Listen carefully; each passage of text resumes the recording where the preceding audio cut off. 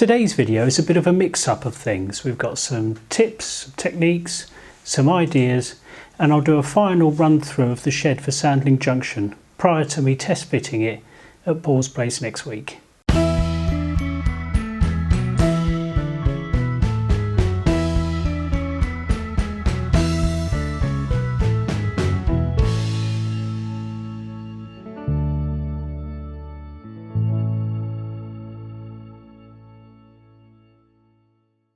Hi, I'm James. Welcome back to the channel.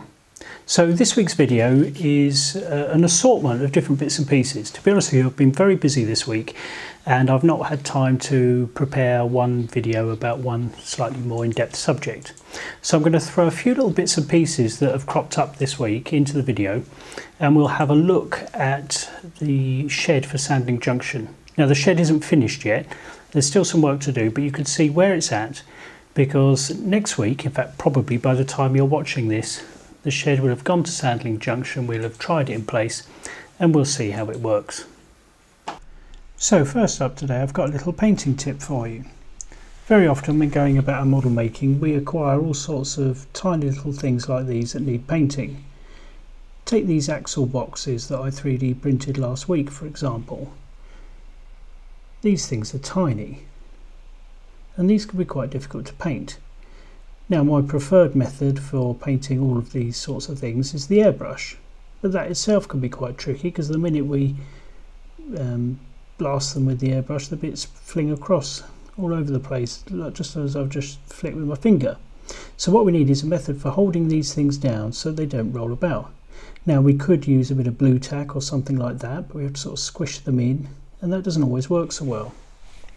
Another option is double-sided tape. However, double-sided tape can be harder to find or can be a little bit too sticky in my experience. So what I'm going to show you now is the method that I typically use for preparing these things for airbrushing. So I've used a piece of standard low-tack masking tape, a line of super glue. I'll take another piece of tape which I'll lay on top of the piece that I've just fitted.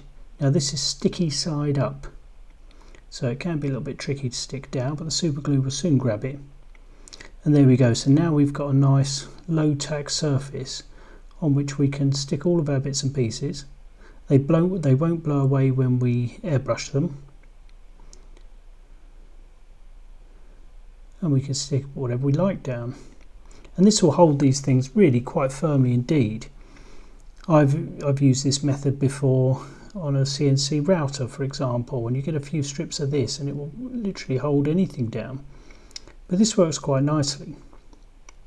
Now this has the advantage in that if we're very careful, because it's masking tape, it's low tack on both sides, we can very carefully peel this material up and move it. So we might want to lay all our bits out for painting on our workbench, and then carefully pick the pieces up to move it to our spray booth, for example. And this is what I'm demonstrating here. This peels up. I'm being a little bit careful with it because I don't want all the bits to spring all over the place. For the purposes of this video, that's the sort of thing that will happen. But it, generally speaking, works quite well. And there we go. We've now got all our bits ready for painting. We can transfer those where we like, stick them back down, and spray away to our heart's content. And then of course when we're finished, the bits just come straight off. We haven't got any tackiness left on the bottom of them that needs to be cleaned up, and it's a simple peel away job to clean up. Very often if we use double-sided tapes, they can leave a sticky residue, and that's not nice. There we go, just a quick tip I thought I'd share.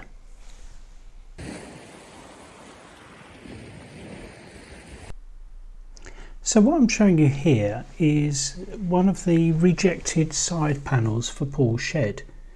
Now I rejected this panel because the engraving detail wasn't quite as deep as I would have liked. It's pretty good, it's very fine, and in fact in many respects maybe I should have used it, but in any case I cut the piece again with a slightly deeper engraved detail. Now what I have here is one of the brick piers that will run along the edge of the building. So there'll be one of these on each of the bays, and these help represent the strengthening of the brickwork, which will hold the steel work which holds the roof up. Now if you have a look, the face of it is engraved with the brick detail, but the edge of it is plain. It's just a plain cut edge where the laser cutter has been through, and that's smooth. Now this is a problem, because when we paint the brickwork and we put the mortar detail in, just as I showed in a video a few weeks ago, we'll have nice brick detail on the face of the wall and on the face of the pier, but this edge I'm pointing to now won't have the mortar lines, and this will look rather odd. So what I'm now showing you is a Mark II version of the same piece, and here you can see I've engraved the edge of the material with little cut marks, and these cut lines will pick up the material that I use for the mortar, and hopefully when put together this should look a lot better. So what I'm going to run through very quickly is a very quick demonstration, just a repeat of what I showed you a few weeks ago. I've got one of these Mark II versions of this brick pier cut out, and I've already painted it with some number 70 Humbrol brick red enamel. Seem to be getting through a lot of that recently. In fact, I've run out, so I can't actually finish all of the bits for Paul's shed, so I'll have to get some more. Anyway, you see I've just put this stuff on. I've moistened the tip of my brush just so it sort of flows nicely, and I'm just doshing it on there with no particular skill, just throwing it on. Now I get a piece of paper towel, wipe all of that off,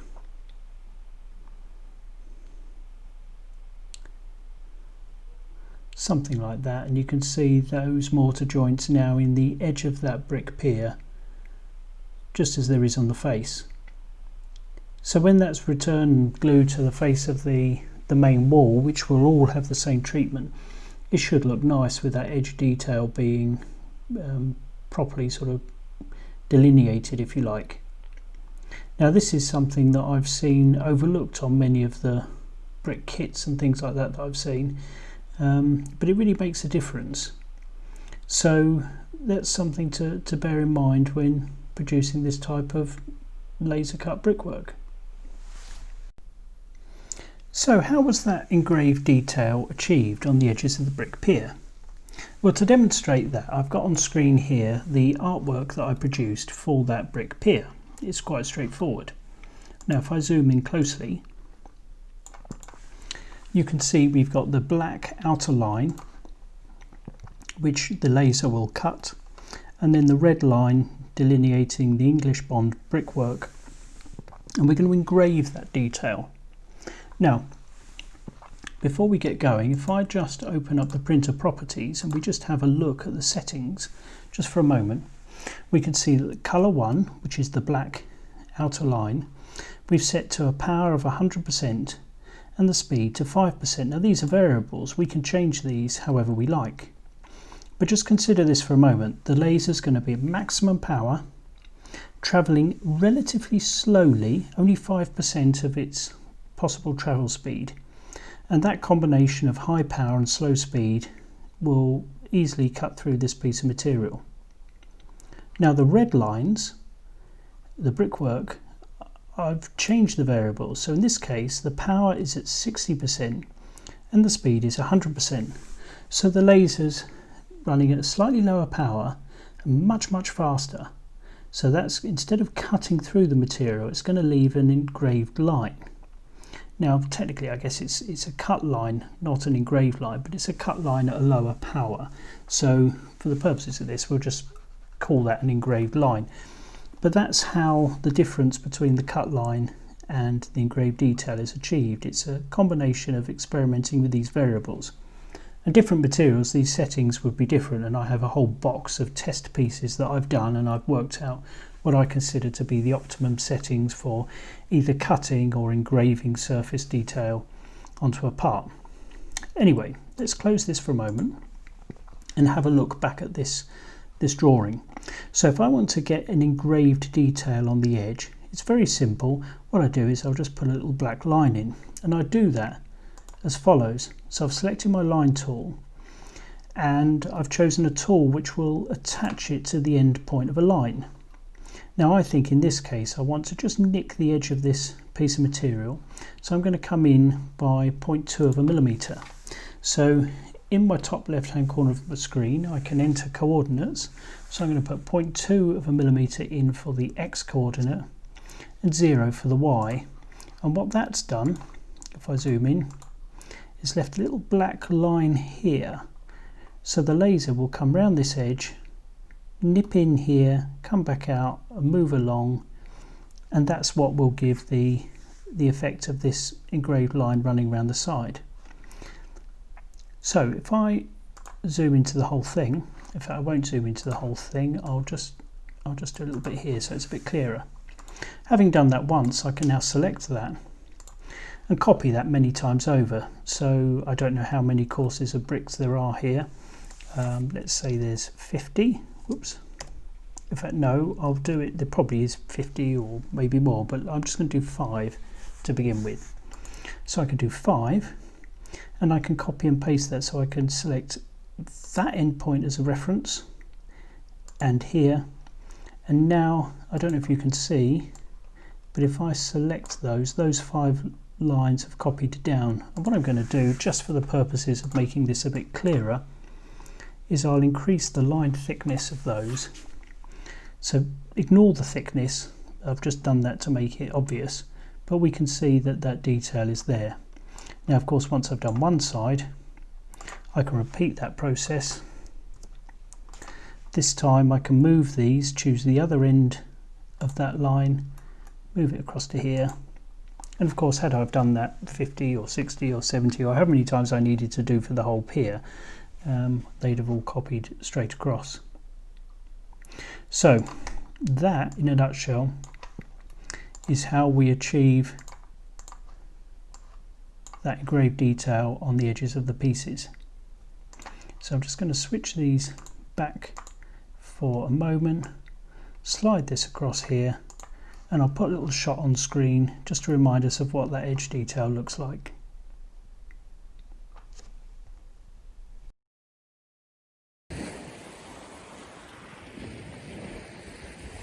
And here we are, the main event. This is what I've been focusing on this week. This is Paul's engine shed for Sandling Junction, and it's Sunday, I think the 12th of July today. So tomorrow I'm going to go and visit Paul and present this to him.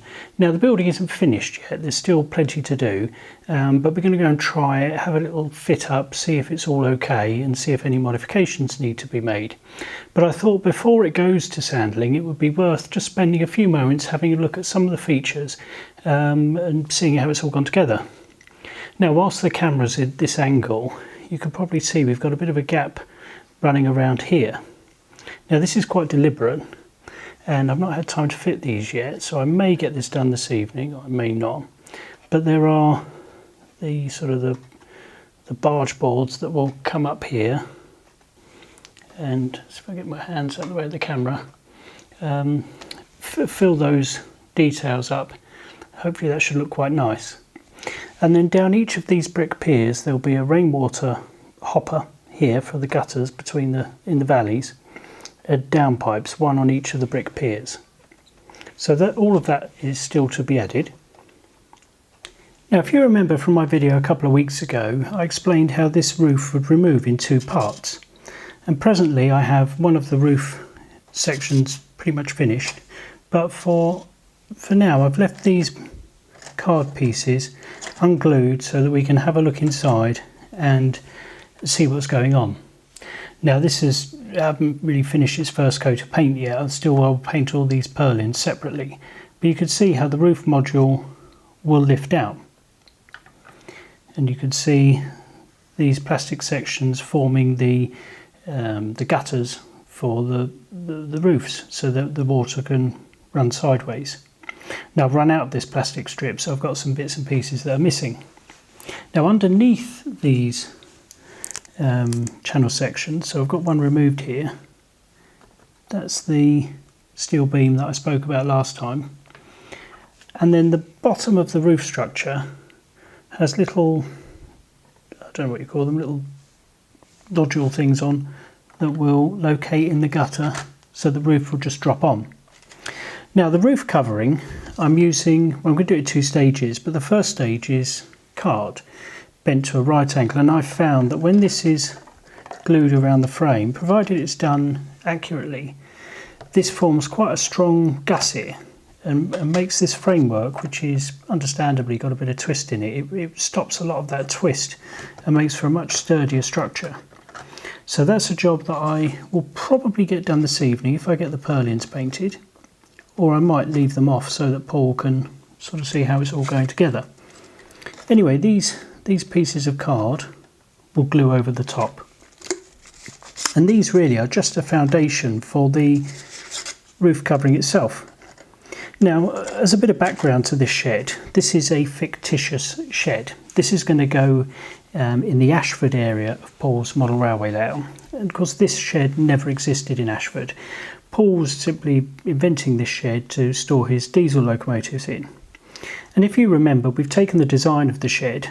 It's almost an exact copy of that which was at Bexhill West, but we've just made it a bit longer. Now, the idea is that this would have once upon a time been a steam shed that's been converted for storing diesels. So because of it, I've not included the chimneys that obviously would have collected the smoke and lifted those out. So this roof covering, I'm guessing that in the more recent history may have been replaced. So this may well be an asbestos roof covering. It depends what Paul fancies. An option, and what I might go with if it were me, is slates. Now I laser cut these, do them as a sheet, and the idea is that they just pop out and we can glue these on sort of onto that black card, and the black card will just form the base layer, and when put together they produce quite a nice effect when they're painted. So on my own shed at Bexhill West I'm going with slate, but I don't know what Paul wants for on top of here yet, so that's why this is just plain black card, and don't worry, it's not going to stay that way. On this end of the building is a lean-to extension. Now this is pretty much the same as that which was at Bexhill West, and on top of this square end there would have been a sort of a water tank, and underneath it I think it was the fitters, so no, this was the mess room, sorry. This was, I think, a sort of a fitter's workshop, and then there was an office cum store at the end. So this piece of the shed will be removable, and when it's all painted up and detailed inside, that will give Paul an opportunity. I know he's keen to do some sort of fine detail work and bits and pieces, put little workbenches in and what have you. So he'll be able to do all of that. The roof will be removable, and I hope that that in itself can become a nice little photographic opportunity for him. By having it removable, it allows photos to be taken through these doorways as well into the locomotives inside. And although these doors are very small, they're plenty big enough to sort of point your iPhone camera through. So hopefully that will work out for him just fine. Now there's still some details to add on here. Obviously there's the tank and the roof and things like guttering and the doors and what have you. But Paul tells me he's recently got a 3D printer. So what I might do here is not fit these doors. I might just give him some STL files and he can have a go at 3D printing those for himself, which I'm sure he'll enjoy. Moving down to this end of the shed, and we come to what is probably the most incomplete part. Now you see, I haven't actually made the end wall for this shed here. This is a temporary piece. In fact, it's a duplicate copy of what's at the front end. But it's worth maybe showing you here that this is the door frame. Now at Bexhill West, immediately above the door was a steel beam which acted as the lintel for the brickwork above. So if this were the front of the building, provision is incorporated for that steel beam to go in. However, this shed is a dead end. In fact, there's a section at the pit stop, I think 2 or 3 bays back, and we've got space here where Paul wanted to have a workbench and oil drums and things like that. So I'll agree a design with Paul when I go and see him, but what I'm thinking is that this will be a brick wall. Obviously it'll be the same size as this one, and probably incorporate some windows to match these ones here. But I'll make a section of wall, probably the same size as that door. If I push this back in here, same size as that, removable, so that he can get his camera in and then he can film the length of the shed and film locomotives arriving and departing, and he can photograph all his bits and pieces he puts inside. However, I've not agreed that design of that wall yet with Paul, so I've just made this one for the time being, just to give an idea of how it's going to look. So this is the shed looking from the front end, and it's through here that the locomotives will go in and out of the building. And if you remember back from a previous video where I discussed the design of this, I've left slots cut in the floor which will accept Pico inspection pits. These will just drop in and run the length of the building.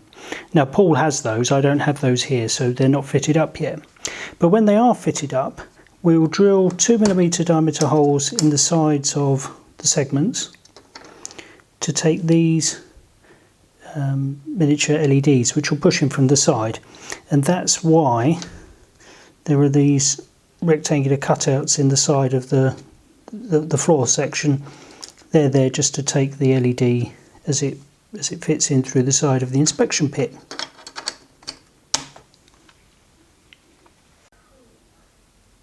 So there you are. I hope you've enjoyed this little look at the new shed for Sandling. It's certainly not finished yet. There's been lots of work done already and there's lots more still to do. However, I'm fairly confident now that when it's finished it should look quite nice indeed, especially once Paul's worked his magic with some weathering and what have you. Now, when Paul invited me over to Sandling to test fit the engine shed, he suggested I might like to bring an engine over and run it on the layout. And those of you who've been following the channel will know that I've got myself a schools class locomotive which I intend to display at Bexhill West.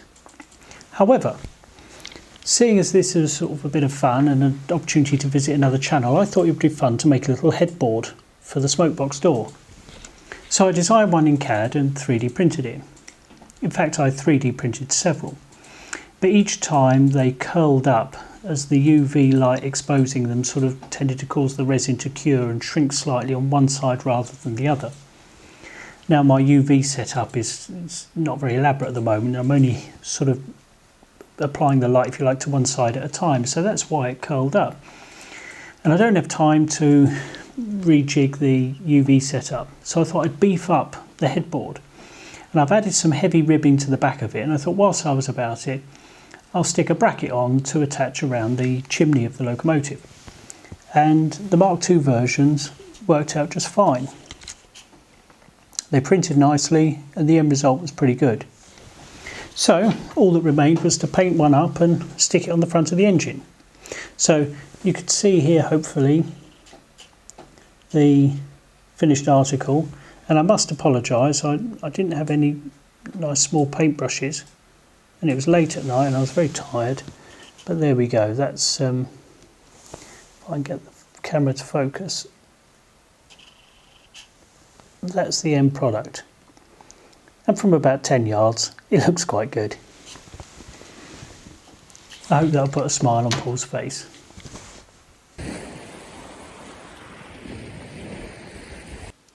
And so to finish the video off, I thought I'd show you one other thing I've been working on. The idea of running the train at Paul's layout to me seemed like too good an opportunity to miss, not to record some of it on video. And I've got an old GoPro, and so I've mounted it up on this flatbed wagon, and it's a little bit top heavy, so I've no idea whether it will survive rolling around. But it's quite nice. It's got an adjustable mount, so I can stick it on the track and it will line up perfectly for a nice cab sort of view of the train as it's going round. And of course I can adjust it, stick it in front of the engine and watch the whole train whizzing about. So this will be an interesting experiment. Obviously it's not going to go through tunnels particularly well, and I don't know what sort of clearance Paul has to the side of his railway. Clearly we've got a bit of a loading gauge issue going on with this thing here, but anyway, that's that. Now I did design a 3D printed version of this mount, which would have given the camera a much lower centre of gravity, but I just run out of time to get that printed. But maybe that's something, if this is successful, we can have a look at another time. So I hope you've enjoyed all of that, and I'm sorry it's been a bit of a mash-up of different things this week. Hopefully next week we'll get back to something a bit more focused. I'm certainly looking forward to my visit to Sandling Junction, which will be tomorrow, and finding out how well the train runs, if indeed it runs at all. Anyway, until next time, thank you for watching everyone. Goodbye. Oh, one more thing. Thank you to everybody who's been leaving me very, very kind comments. I appreciate all of them. Now, I must confess I've been a bit slow in replying to a few of your comments this week. It seems that when I've had the time to sit down and do it, I don't know whether it's been a problem with YouTube or my internet connection, but I've put the comments, or my replies to your comments in, and a little gadget just swirls on the screen as though it's thinking about it, but some of those comments haven't uploaded, so what I'm going to be doing when I finish this video is catching up on all of those. But rest assured, I have read everyone's comment and I do appreciate them, and you will be getting your replies very soon if you've not had one yet. Thanks again. Cheerio.